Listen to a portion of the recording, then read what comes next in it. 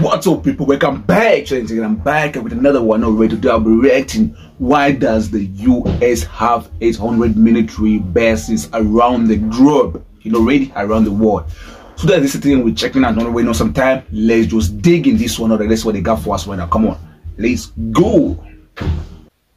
Okay. Early in the history of warfare, man learned that the best formula for victory was compounded of striking power, mobility, and self-protection. The U.S. is easily the most powerful country to have ever existed, and it certainly spends more on its military budget than any other country does today. That's all pretty well known, but less well known is the fact that the U.S. has around 800 military bases around the globe. 800 million. This map can't even show that many dots. These are just 200 or so dots to give you an idea of where these bases are clustered.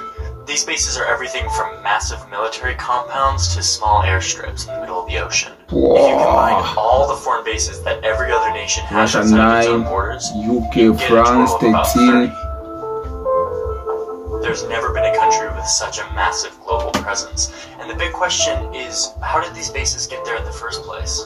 And how much is it costing US taxpayers to keep them open? Most of these bases cropped up after World War II, when the US set up in places like Germany and Japan to help maintain peace after an era of intense global war. But we cannot expect these people to discard Nazi ideas with the casual air with which they abandon their uniforms. Slowly, steadily, they must be taught the fundamentals of democracy. Our task is to supervise this training in democracy. Even though these countries are now stable, robust democracies and allies, the US still has 50,000 troops in Japan and 54,000 in Germany. The Korean War brought an influx of American infrastructure to the Korean Peninsula, where we now have 28,500 troops stationed. The Cold War made the US expansion to every corner of the globe imperative to US strategic goals. Here in Russia, you see the reason why we are spending billions of dollars in defense production. Why your family is paying the highest taxes in our history.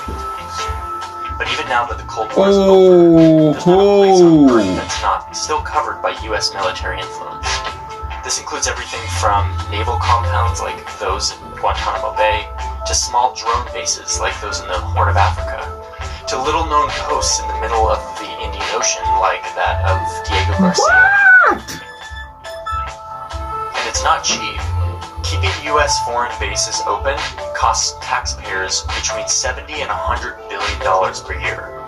That's more than any other government agency receives in taxpayer money, besides, of course, the Department of Defense itself. Taxpayers pay between $10,000 and $40,000 more per soldier stationed abroad than they do for those stationed here domestically. But this cost seems to be worth it to most lawmakers. The idea that US military leadership provides an indispensable stability to the globe is now a fixture of our global strategy and our foreign policy. In an uncertain world, full of breathtaking change, the one constant is American leadership. You can't have stability without American leadership. There's only one nation in the world capable of rallying the freedom-loving people of this planet to confront evil. American leadership is not just respected, it is required. So over the past 70 years, the US has set up bases all over the world in response to threats, and then they just never left. These 800 bases around the world represent a massive system of military power that isn't and it's us, the American taxpayers, that are financially supporting this. We've all decided that it's worth it to pump $100 billion into our economy to keep these bases open on the far corners of our globe.